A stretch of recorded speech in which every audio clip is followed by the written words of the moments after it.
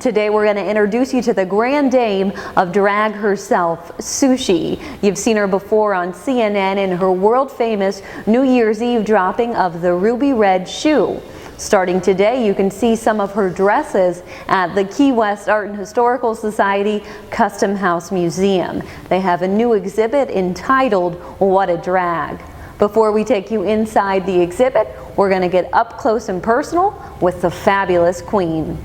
Sushi, it is such a pleasure to be here with you today. You look absolutely fabulous. I think I look like chopped liver next to you, all right? Please, you have, oh my God. Yeah, you were born with it. I had to put it on. How long did it take you to put everything on? It usually takes me about an hour from shorts and tank top to full heels, lipstick, wig, and dress. All right. That's a standard, about an hour for any drag queen, a professional drag queen at least. Now, how did you pick your outfit for this evening? Just got back from New York for Fashion Week, and this is the company that I work for. They do a lot of knitwear and stuff like that. They sell at Bergdorf Goodman. Okay. Very nice. I've been doing that for 5 years. Wonderful. So. Well, you picked the perfect outfit for this evening. It's my Machu Picchu.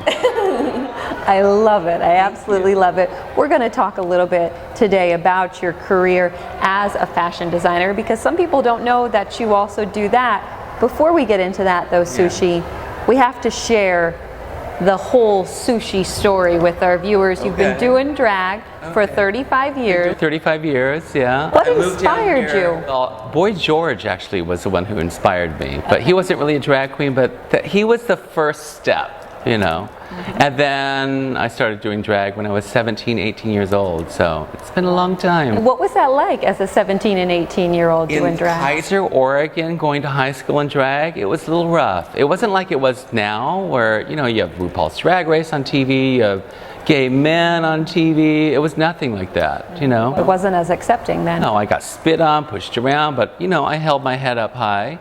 Even in PE. Good for you, and you're still doing it today. Yes. When did you move to Key West? September 2nd, 1994. All right, well, you've left your mark down here, that's for sure. Yeah. Sushi, the last time you were on the show with me, you came on as Gary, which I love, but I also love you as Sushi. Here I am, honey, here I am. Tell us some differences between Gary and Sushi. Oh, totally different, I mean, Sushi doesn't sew. Gary sews. Okay. Sushi gets drunk and parties and leaves Gary with the hangover. There you go. Gary does all the work. Sushi gets to wear all the work. Okay. You know what I mean? Sushi just gets to be fabulous. It's two different people, Would you say Gary's shy? Gary's definitely shyer than me. Sushi is not shy at all. Sushi, so many people know you from the shoe drop. How did that get started? Whose idea was it? Joey Schroeder, he owns Bourbon Street, and Jimmy Gillerin, who used to be the manager, but he now owns 801 Bar. Okay. So they were like, we need to do something for our bar, because everybody used to go down to Atlantic Shores and see the fireworks. And they wanted to promote their bar. It was the first year they opened, and they were like, Sushi, you want to sit in the shoe? And I was like, okay, why not? So they did not get a permit from the city.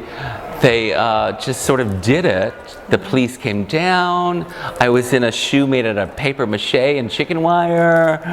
It was a little scary. Didn't you fear your life that evening? A little scared, yeah. Yeah, it was a little tipsy-turvy, yeah. You would have gone out with a big bang. Yeah, and then they called the mayor, and they said, and the mayor was like, oh, just let Sushi sit in the shoe. Just let him do it. And they closed the street off for us, so it was fun. And you've been doing it 17 years. Is it ever going to end, Sushi? Well, I hope not. It's such a fun thing for Key West. I think it promotes Key West all around the world. Thank God for CNN for promoting it, I finally got the chance to meet Anderson Cooper in Miami. And how was that? Flawless. I love him. And I'm sure he loves you. Another great event that promotes drag queens is in Key West is happening this evening, and that is the What a Drag exhibit. What do you think? Amazing. 20 years ago, they would never have done that. But, it's become such a thing in Key West. You have to go see a drag show in Key West, Everybody tells me that. Oh, my grandson told me to come see your show. And I have like a 75-year-old grandfather going, I need to see Sushi, I'm like, I love it. Everybody's welcome. Absolutely. So Tell me about being a drag queen in Key West. Some of the people are just put off. They just, I think it's religion, the way that they were brought up. But, they say rude things to me on the street because we promote our show on the street every night.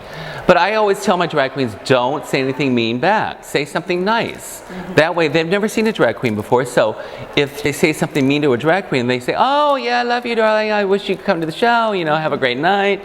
They think, oh, they're not that bad, So kill them with kindness. That's what I say. That's a good statement. All right, Sushi. Before you have to go back down and greet your fans, a lot of people don't know that you design your gowns. When I first got here in Key West, I worked for all the theaters in Key West. I worked for Tennessee Williams, I worked for Red Barn and Waterfront, doing costuming, because I don't want to make a white silk dress.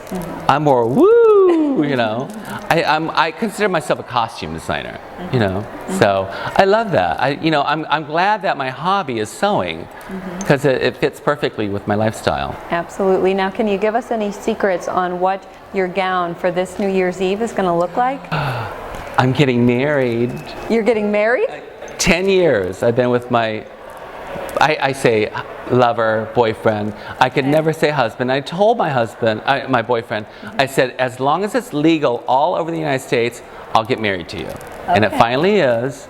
So I talked to Joey and Jimmy, and they said, all right, why don't you get married in the shoe? And I was like, oh, what a great idea. I love it. It's not going to be white, because I'm not that pure. It's going to be this gorgeous silk frost dress.